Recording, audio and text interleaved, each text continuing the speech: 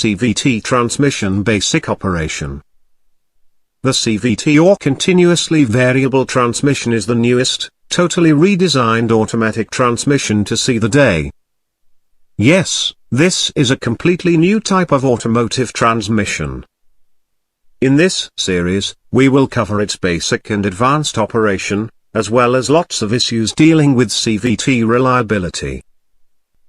At this time, most vehicle manufacturers are mass-producing their own version of the CVT transmission, which within the next decade, will completely replace regular automatic transmissions that use old wet hydraulic clutches. The CVT or continuously variable transmission is a belt-driven, infinitely variable ratio transmission. A CVT consists of an electronically controlled and oil pressure-supported variator cones.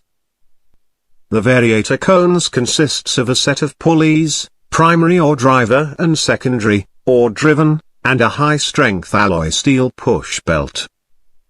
The engine power is transferred from the primary driver pulley to the secondary driven pulley by way of the CVT belt. The CVT belt is the heart of the CVT, and forms the main link between the vehicle's engine and the wheels. By changing the width or space between the pulleys, an infinite number of ratios can be established. This is more or less the same principle as a multi-speed bicycle, where different diameter chain sprockets are selected to gain different speed ratios. The computer chooses to have the gasoline engine rotating at the optimal speed, regardless of how fast the car is moving. When cruising under low load conditions, the engine will turn relatively slow, while engine RPM will increase when accelerating or climbing a hill, providing improved fuel efficiency as compared to a typical automatic transmission.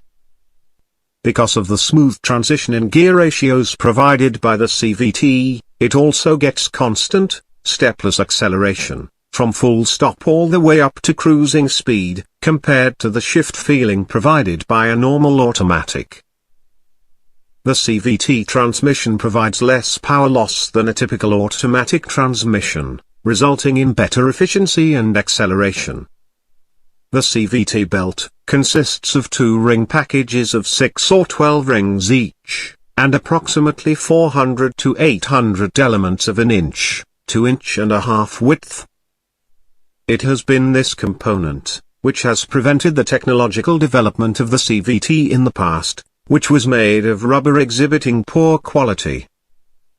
The modern CVT belt work more by shear force, rather than tractive force.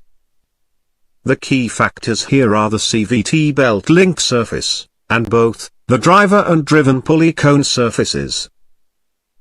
The driver and driven pulley has a large control piston, so that its width can be regulated.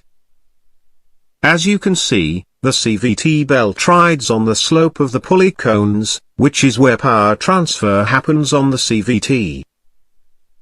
The torque is transmitted by pushing rather than pulling. The connection between the two cones is like a solid steel shaft. Non-slip traction between the belt and pulleys enables the CVT to deliver high control and power from the engine to the road. Aggressive drivers can still choose from predefined transmission ratios through software control, although this defies the purpose of the CVT, which is for the TCM to keep full control at all times to take advantage of its fuel savings. We will later cover the pros and cons of the CVT transmission, along with what fails the most. The CVT transmission is bound to become the dominant transmission technology, due to its low cost and full control from the TCM, translating into higher fuel savings.